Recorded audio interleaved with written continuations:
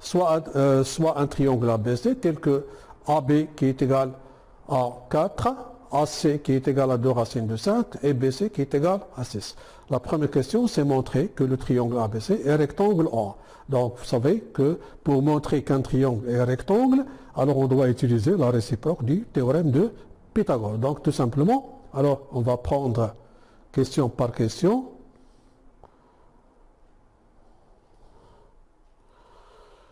Comme d'habitude, voilà.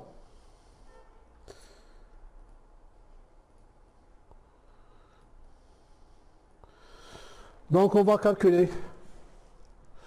Donc, ici, on a AB qui est égal à 4, AC qui est égal à 2 racines carrées de 5 et BC qui est égal à 6.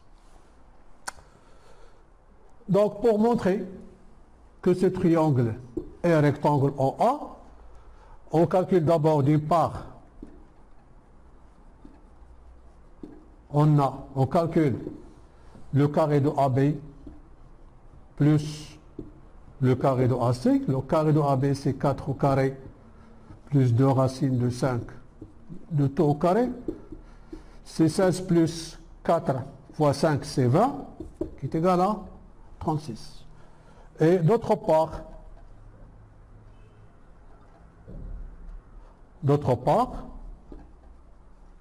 on a BC au carré, c'est 6 au carré qui est égal à 36. Remarquez ici que nous avons ici le même nombre qui est 36. Alors,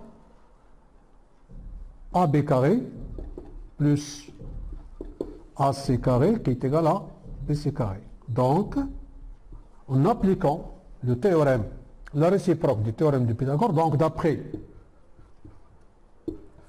la réciproque du théorème de Pythagore, on déduit que ABC est rectangle en A. Pour la première question, voilà, très simple. Maintenant, on passe à la deuxième question. Donc, pour la deuxième question, alors j'efface ceci.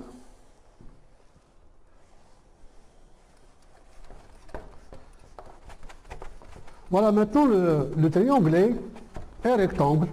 On a démontré que le triangle ABC est rectangle en A.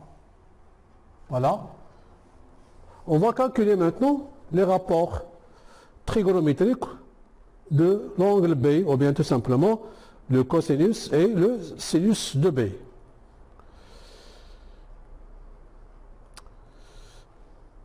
Voilà.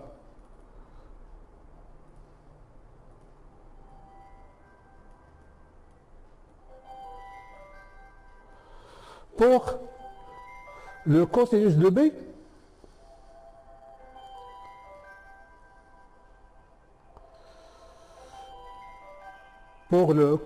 B,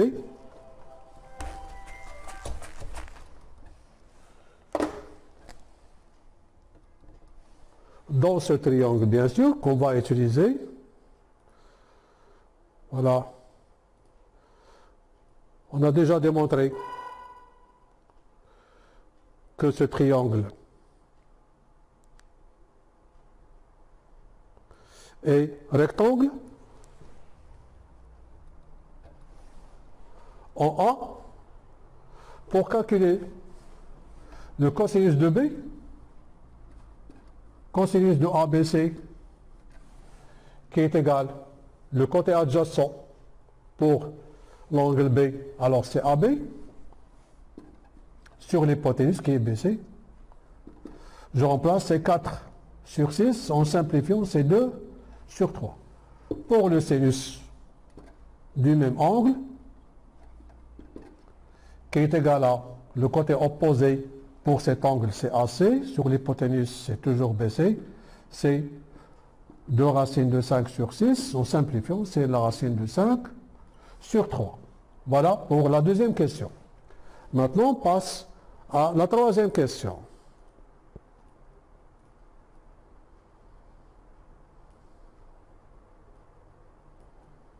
On passe à la troisième question. Voilà. On a déjà répondu à cette question. Maintenant, pour la dernière question.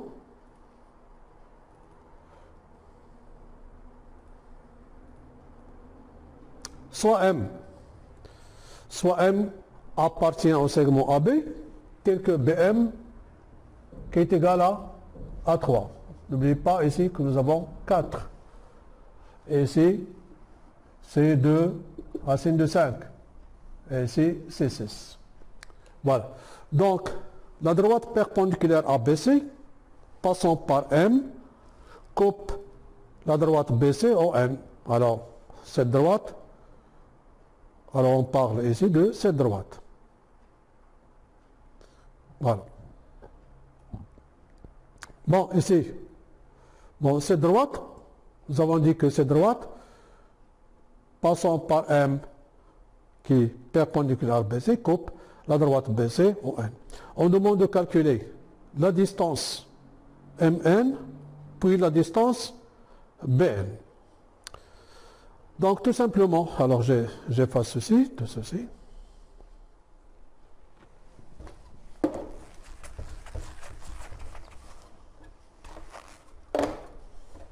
On demande de calculer ici la distance MN. Cette fois-ci, on va travailler sur ce triangle que je colore en vert. Voilà. Alors, pour ce triangle, c'est un triangle qui est rectangulaire. Bon, n'oubliez pas que ici, BM qui est égal à 3. On demande de calculer d'abord MN et puis BN.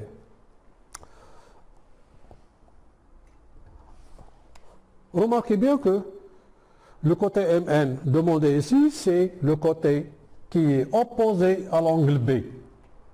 Dans ce triangle en vert, qui est rectangle en N, ici on demande la mesure du côté opposé à B, et on a donné ici MB qui est l'hypoténuse. On sait bien que la relation entre un angle et le côté opposé et l'hypoténuse, c'est sinus de cet angle.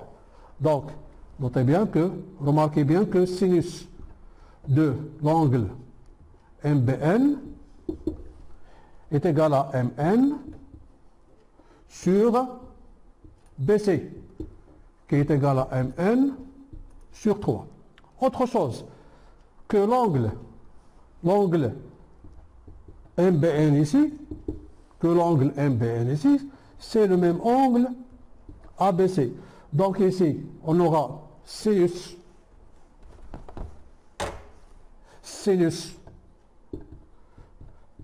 de MBN, ici, est égal sinus de l'angle ABC, que nous avons déjà trouvé. Nous avons déjà trouvé que c'est la racine carrée de 5 sur 3. Donc, qu'est-ce qu'on aura alors? Voilà. Tout simplement, qu'est-ce qu'on aura? Voilà, sinus de MBN qui est égal à MN sur 3 et sinus de MBN qui est égal à racine de 5 sur 3. Qu'est-ce qu'on déduit? Que MN sur 3 est égal à la racine de 5 sur 3. Remarquez ici que nous avons le même dénominateur, donc tout simplement, Mn est égal à la racine carrée de 5. La racine carrée de 5. Pour NB, il y a deux façons. Il y a deux façons pour NB, soit en utilisant cette fois-ci le cosinus de l'angle B, soit en utilisant le théorème direct de Pythagore. Alors, utilisons par exemple le cosinus, la relation entre NB et l'angle B et l'hypoténuse, c'est cosinus. Donc, on aura cosinus de MBN qui est égal à NB sur l'hypoténuse, c'est toujours MB. Donc, on aura NB sur 3. Alors que cosinus de MBN, c'est le cosinus de ABC puisque les deux angles sont égaux. Donc, c'est 2 sur 3. Alors, qu'est-ce qu'on conclut alors? Que NB sur 3 est égal à 2 sur 3. Alors, tout simplement, NB qui est égal à 2. Ça, c'est pour la première façon. Pour la deuxième façon, tout simplement, on va appliquer ici, là, on va appliquer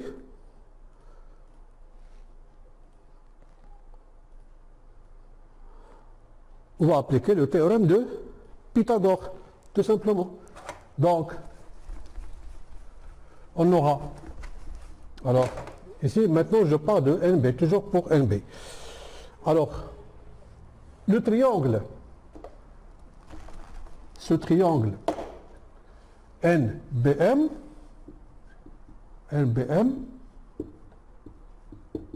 est un triangle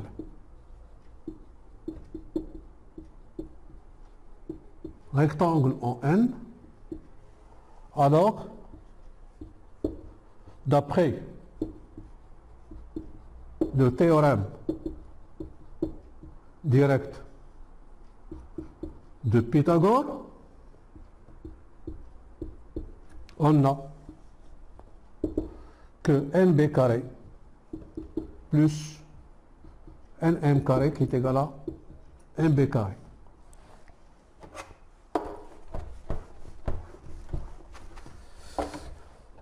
Alors, NB carré, NM c'est 3, non, Mn c'est la racine carrée, nous avons trouvé que c'est la racine carrée de 5, qui est égal à MB carré, c'est 3 au carré. Donc on aura MB carré plus 5 est égal à 9. Donc MB carré, c'est 9 moins 5 qui est égal à 4.